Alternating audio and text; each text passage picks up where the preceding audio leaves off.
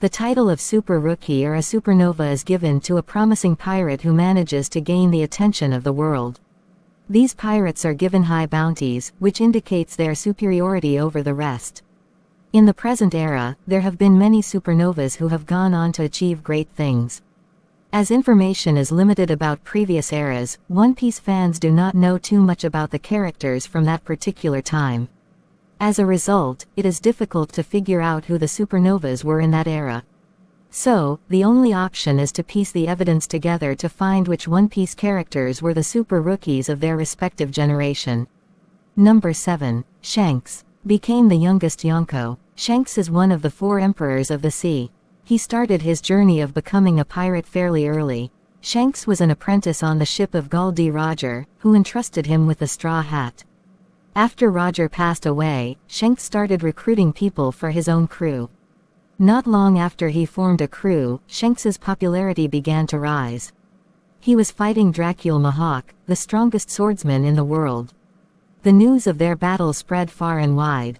Naturally, the world government would have caught a whiff of his triumphs, and it wouldn't have wasted any time assigning him a bounty of over 100 million berries. Number 6. Whitebeard. Gained the reputation of the strongest man in the world. In the past, Whitebeard sailed with the Rocks pirates. The crew was led by Rocks D. Zebek, who prioritized strength over everything else. So, it is likely that Whitebeard had already made a name for himself before he joined the crew. Whitebeard was a behemoth who had insanely strong haki and devil fruit. The combination of the two made him a force to be reckoned with. A pirate of his caliber would have no problem amassing a bounty of well over 100 million berries. After he joined the Rocks pirates, his bounty would have increased at a rapid pace. Number 5. Kaido. Almost unbeatable in a 1v1. Kaido was exposed to battles when he was still a kid. His strength impressed everyone around him, but it came to bite him later. Kaido was treated as an expensive weapon of mass destruction, and people knew that he could be sold for hundreds of millions. After running away from the world government, Kaido ultimately ended up on Hachinosu, where he started a new adventure with the Rocks pirates. Considering the fact that he was an immensely talented fighter who sailed with the most notorious pirate crew of that era, it is clear that Kaido would have been a supernova. With time, his skills only improved and, after a certain point, he became one of the most noteworthy pirates in the world. Number 4. Marco.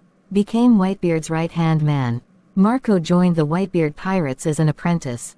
He had already consumed the Tori Tori no Mi, model, Phoenix, and had some level of control over it. Despite his age, Marco was fearless, and always ready to fight. Not much is known about Marco's early days, but it is safe to assume that he slowly became an integral part of the crew.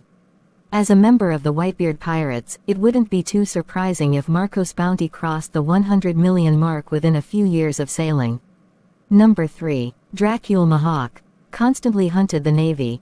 Dracul Mihawk holds the title of the strongest swordsman in the world. He presumably claimed the title while he was still very young.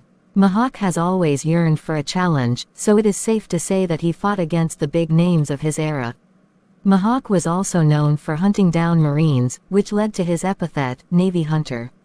To curb his actions, Mihawk was offered a place within the Shichibukai, which he accepted. While Mihawk is not a regular pirate with a crew, he is still treated as one.